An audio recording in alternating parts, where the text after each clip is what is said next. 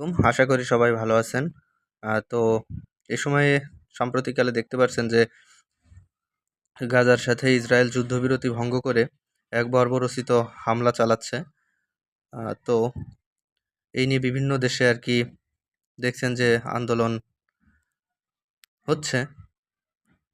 তো একটু আসেন আমরা পর্যালোচনা করি বিশ্ব ম্যাপ থেকে যে ইসরায়েল কতটুকু একটা রাষ্ট্র এবং কিভাবে একটা মুসলিম দেশকে শেষ করে দিচ্ছে।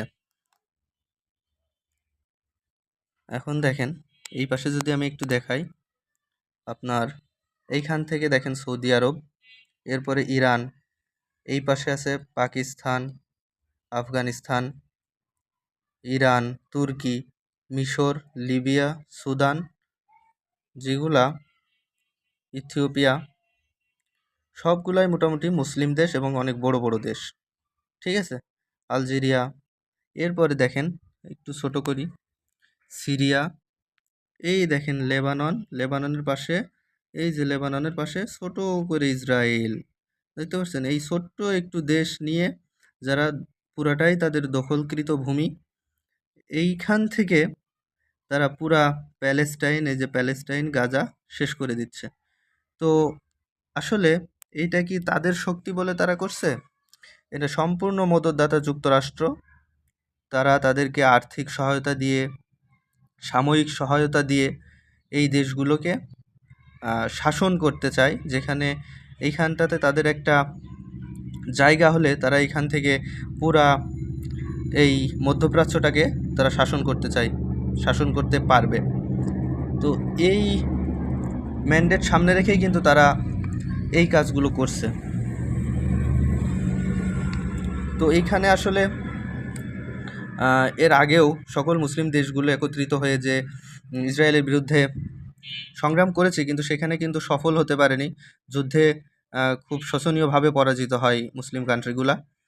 তো তারপরে আসলে একত্রিতভাবে আর ইসরায়েলের বিরুদ্ধে রুখে দাঁড়ায়নি। সবাই সবার স্বার্থে এখন মগ্ন।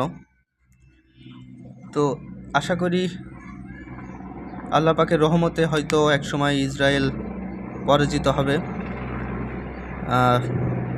গাজাবাসী মুক্তি পাবে, প্যালেস্টাইন মুক্ত হবে, ইসলামের ছায়াতলে আবার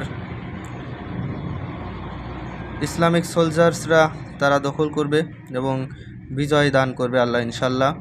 সেই আশাবাদ ব্যক্ত রেখে শেষ করছি। আসসালামু আলাইকুম। যদি একটু দেখাই যুক্তরাষ্ট্রটা কোথায়, এই যে যুক্তরাষ্ট্র, এর মাঝে আপনার আছে উত্তর আটলান্টিক মহাসাগর, এরপরে এইখানে দেখেন আসে মধ্যপ্রাচ্য, যেগুলা এই যে যুদ্ধটা হচ্ছে আমাদের এইখানে ইসরায়েল আর প্যালেস্টাইন। তো এইখান থেকে তারা সাময়িক অর্থনৈতিক সহায়তা দিচ্ছে এইখানে, কিন্তু এর আশেপাশের দেশগুলো কিছুই করতে পারছে না। কারণ তাহলে দেখেন কতটুকু শক্তিশালী এই দেশ এবং এরা কতটা ইনভেস্টমেন্ট এখানে করছে।